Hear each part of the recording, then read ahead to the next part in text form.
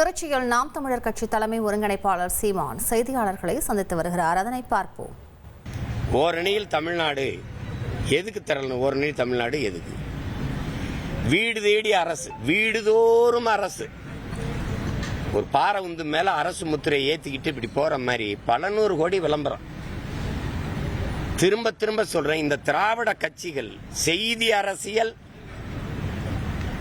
மட்டும்தான் செய்யும். செய்தி அரசியல் மட்டும்தான் செய்யும். சேவை அரசியலோ செயல் அரசியலோ செய்யாத, அதுக்கு தெரியாது.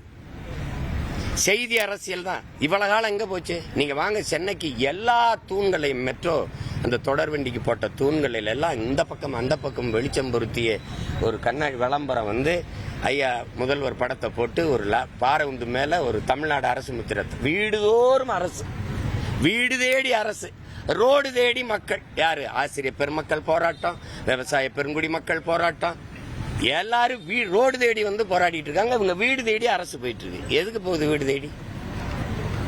யார் வீட தேடி போகுது? யார் வீட தேடி போகுது? தங்கச்சி ரிதன்யா வீட்டுக்கு போகுதா? தம்பி அஜித் குமார் வீட்டுக்கு போகுதா? 3500 தமிழ்நாடு தேர்வாணையத்தில் வேலை வாய்ப்பு 3500 பேர் தான். 13 லட்சம் பேர் தேர்வு எழுதியிருக்கான். அதுல கேட்கப்பட்ட கேள்வி என்ன? விடுதலை போராட்டத்தை பத்தி கேட்டிருக்கு. இது விடியல் பயணம் எப்போது தொடங்கியது? இதையெல்லாம் நீங்க சகித்து கொண்டுதானே இருக்கிறீங்க. இந்த கொடுமைகள் எல்லாம் எவ்வளவு பெரிய பொது அறிவு கேள்வி. 13 லட்சம் பேர் அதிமுக கொண்டு வந்தது. எந்த மாநிலத்தை சேர்ந்தாலும் யார் வேணாலும் வந்து இங்க எழுதி கொள்ளலாம். டிஎன்பிசியில் தமிழ்நாடு தேர்வு ஆணையத்தில் யார் வேணாலும் அந்த தேர்வில் எழுதிக்கலாம், வேலை வாய்ப்பு பெற்றுக்கலாம். பிறகு 2 வருஷம் கழிச்சு தமிழ் கத்துக்கலாம். தேவைன்னா வேலை கிடைச்சிருச்சுன்னா எது கத்துக்கிறான்? எது கத்துக்கிறான்? அதை கொண்டு வந்ததை நாங்க வந்து மாத்துவோம். நீங்க 4.5 வருஷம் ஆச்சு மாத்தல. இதுல 13 லட்சம் பேர் எழுதியிருக்காங்க. எத்தனை பேர் ஏன் ஆளுன்னு தெரியல, எவன் எந்த மாநிலத்துக்காரன்னு தெரியல. அதனுடைய தலைவர் சொல்றாரு, தேர்வாணையத்தினுடைய தலைவர் சொல்றாரு, அரசியல் கேள்விகளை நாங்கள் தவிர்க்க சொல்லியிருக்கோம். எப்போ? விடியல் பயணம் எப்போது தொடங்கியதுங்கிறது அரசியல் கேள்வி இல்ல. அது அரசியல் கேள்வி இல்ல. இப்ப உங்களுக்கு இதையெல்லாம் பாருங்க. ஒரு அரசு தன் அதிகாரத்தை பயன்படுத்தி வாக்கு சேகரிச்சுக்கிட்டு இருக்கு, தேர்தல் பரப்புரை செஞ்சுக்கிட்டு இருக்கு. 15 நாள்ல 1 கோடி உறுப்பினர் திமுக சேர்த்திருக்கேன்னு சொல்லிட்டு வீடு வீடா போய் ஸ்டிக்கர் ஒட்டி அந்த ஒன்றிணைவோம்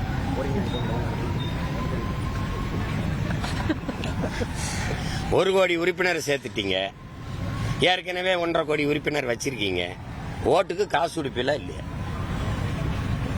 உன் உறுப்பினர் 1 கோடி பேர் பேட்டாலே நீ வென்றுவில்ல. அப்புறத்துக்கு ஓட்டு காசு கொடுக்குற?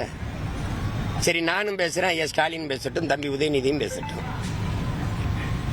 கூட்டத்துக்கு காசு, சாராயம் சாப்பாடு கொடுக்காம யாரு பேசுறதுக்கு மக்கள் வர்றாங்க? ஒரு பந்தயம் வைங்க. நீங்க தான்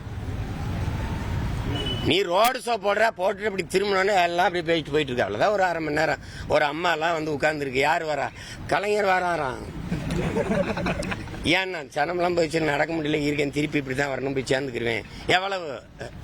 200 ரூபா தரேன் இருக்காங்க.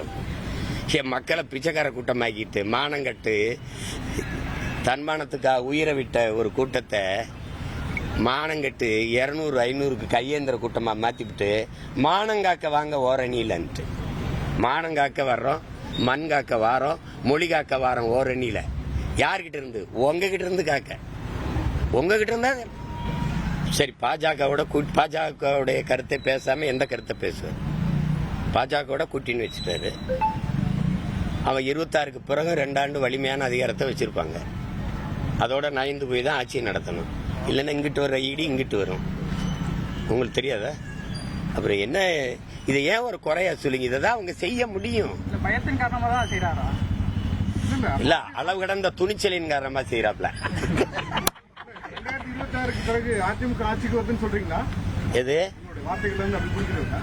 நான் என்ன சொன்னேன், நீங்க என்ன புரிஞ்சுக்கிறீங்க? அவன் இருக்கான பிஜேபி இருக்கு. 2 வருஷம் ஆட்சியில் இருப்பாங்க, அப்படி இடி இங்கிட்டு வந்துடும் சொன்னீங்க இல்லையா? அதனால எங்க பிஜேபி மேல 26க்கு பிறகு 29 வரை 2 ஆண்டு ஆட்சியில் இருக்குமா இல்லையா? அப்ப அதை நயந்து போறதா நல்லதுன்னு நினைப்பாங்க. அப்படிதான் 2 கட்சியும் நினைக்குது. நான் ஒன்னும் சிலப்பதை யாரும் எழுதலையே. நீங்க பொழிப்புறதேட தெளிவா தானே பேசுறேன். இவங்க என்ன நினைப்பாங்க? மத்தியில முழு அதிகாரத்தில் இருக்கிற ஒரு கட்சியோட நயந்து போவோம்னு நினைப்பாங்க. இவங்க கூட்டணி வச்சு போறாங்க, அவங்க கூட்டணி இல்லாம போறாங்க. அதுக்கு சான்றுகள் சொல்லணுமா? தேர்தல் வரப்போது எல்லா கட்சியும் வந்து இணக்கமாக மக்கள்கிட்ட போயிட்டு இருக்காங்க. பெரியார் மீது அதே பற்றோடு தான் நீங்கள் இன்னும் இருக்கீங்களா? இந்த தேர்தலுக்காக நிலைப்பாடுமா? பெரியார் மீது எனக்கு என்ன ஒரு பற்றும் இல்லை. எனக்கு என்ன பற்று?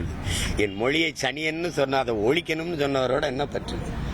திராவிடங்க சாதிச்சது ஒன்னே ஒண்ணுதான். அவங்க சாதி ஒழிப்புல சாதிச்சிருக்காங்களா, சமூக நீதியில சாதிச்சிருக்காங்களா, பெண்ணிய உரிமை விடுதலையில சாதிச்சிருக்காங்களா, எதுல சாதிச்சிருக்காங்க? என் மொழியை அழிக்கணுங்கிறத சாதிச்சு முடிச்சிருக்காங்க. அவரே சொல்றாரு, ராமசாமி ஐயாவே சொல்றாரு, தமிழோடு ஆங்கிலம் கலந்து கலந்து பேசுன்னு சொல்றாரு. பேசுறீங்க, எல்லாரும் பேசுறோம். தமிழை வந்து ஆங்கிலத்தில் எழுது, ஸ்கிரிப்ட் ஆங்கிலத்தில் எழுது. இப்போ இல்லாட்டி எப்போ, எப்படின்னா IPPO. வா மச்சான்னா VAA, வா மச்சான் MACHAN மச்சான், அப்படி எழுதுன்ற அதான் எழுதிருக்கீங்க கடையில். அதை முதல்வரே சொல்றாரு பாருங்க. ரெயின்போ அப்படின்னா அதை தமிழ்ல வானவில்னு எழுத வேண்டியதில்லை, ரெயின்போனே எழுதுங்க தமிழ் எழுத்துல. எது குடிக்கே 1000 பிரச்சனை இருக்குங்க. தமிழ் குடிக்கே 1008 பிரச்சனை, லட்சம் பிரச்சனை கிட்ட இருக்கு. இதுல ஒரு கட்சியின் கொடிக்கு என்ன பிரச்சனை? டிசைனை நீ மாத்திக்க, அவ்வளவுதானே. இதெல்லாம் ஒரு பிரச்சனையா? 2வது மாநாடு மதுரையில் இன்னைக்கு வந்து நாள் வந்திருக்காங்க. 25ஆம் தேதி நடக்கும்னு சொல்லியிருக்காங்க. ஒரு கட்சியை அது முடிவு எடுக்குது நம்ம மாநாடு நடத்தணும்ட்டு. அதில் போய்லாம் என்னோட கருத்து சொல்லி கேட்டுக்கிட்டு இருக்கக்கூடாது. நான் என்ன செய்கிறேன், நான் ஒரு மாநாடு நடத்துகிறேன். ஆகஸ்ட் 17 மரங்களின் மாநாடு நடத்துகிறேன். மரங்களோடு பேசுவோம், மரங்களுக்காக பேசுவோம். மரம் மண்ணின் வரம், வளர்ப்பதே மனிதாரம். மரம் செய்வோம். நீரின்றி அமையாது உலகு, காடின்றி அமையாது நீர் அப்படின்னு நான் ஒரு மாநாடு போடுறேன். பலாயிரக்கணக்கான மரங்களுக்கு இடையில வாங்க பாருங்க, மரம்னா என்னன்னா தெரிஞ்சுக்கிறீங்க.